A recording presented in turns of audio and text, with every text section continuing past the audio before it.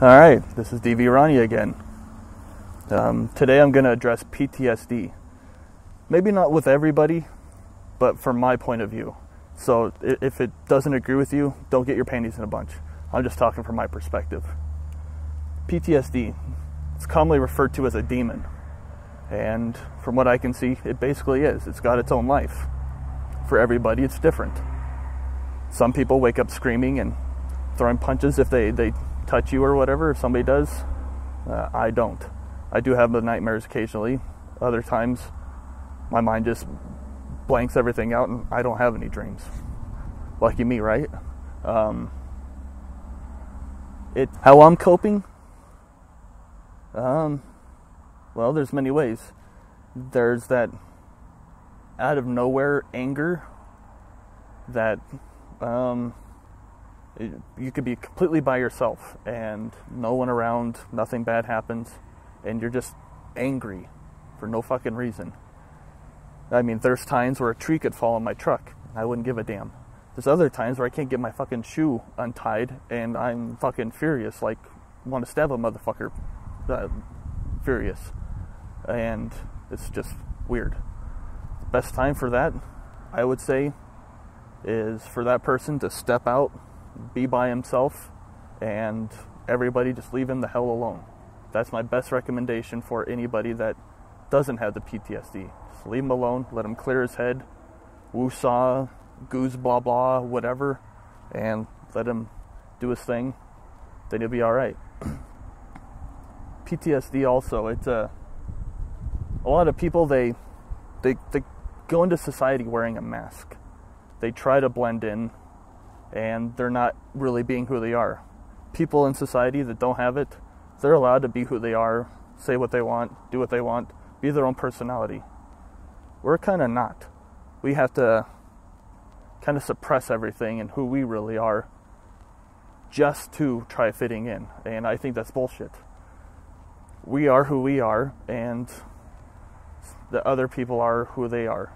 We're two separate groups. There's no way of getting around that. We're just fucking different. And instead of being ashamed of it like society wants, I mean, everybody, society, they say you should be ashamed and all that other stuff. I say the hell with that. In a way, you earn that. It should be more of a badge of honor than anything, because you had the balls to do what everybody else did not have, except for the occasional ones that couldn't even get in. But whatever, that's a whole nother gig. But yeah, you had actually the balls to do what you did and came back. And so, yeah, you should be proud, not ashamed like society wants. Society thinks that people with PTSD, they shouldn't own firearms or whatnot. That some people say that you shouldn't have children because you have PTSD. I've heard that a lot, and that's horseshit. Obviously, if they came back, they have quite a caring persona, that they have a different level of protectiveness that you won't see in other areas. They literally will fight to the death for their children, and that's, in this day and age, not something that happens very often anymore. I won't say happens very often, but it's dying out, that kind of relationship. But I'm trailing off. Another thing with PTSD, like I said, they don't want us to have weapons. If anything, when shit hits the fan, or if it does, they're the first motherfuckers that I want to have a weapon, because they are tried, and they obviously survived because they know what they're doing with a weapon. Again, it's a demon, and with that, other ways that I've come to grips with it or have coped is exercise. Another video that I'm going to do later is the importance of training and exercise. But I go to the gym, I hit the punching bag. When I want to beat the shit out of somebody, instead of going to the bar and picking a fight with anybody, as fun as that is, it's a lot more legal to go hit a punching bag. Also a lot less stress and law enforcement involved. So yeah, hit the weights, hit the punching bag. No sense in hitting someone that doesn't deserve it. Also, yeah, you can try fighting the demon, and that's a lot, basically what most people do, is they try fighting it, and they'll fight it to the grave. I had a similar issue, and I'm not saying I beat it, but it's helped a lot. It's kind of come to grips with it, and instead of fighting it and all that other shit, I've kind of made it, I decided to embrace it and actually make it who I am. Instead of wearing a mask, saying fuck it and just being me.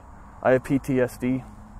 That's just who I am. If it happens to be I'm an asshole, then that's what I am. If somebody actually wants to get in my face, I have no problem telling them to fuck off. Because that's just who I am. If that's who you are, I say embrace it. Be who you are instead of trying to fit in with society and wearing the mask the rest of your life and trying to battle it. In a metaphorical speaking, buy it a shot, be drinking buddies. But fighting it is just going to be a non-stop fight till the end of your life, one way or the other. And that's no way to live. Granted, embracing it isn't great either, but it's, at least be true to yourself. That's all I can say.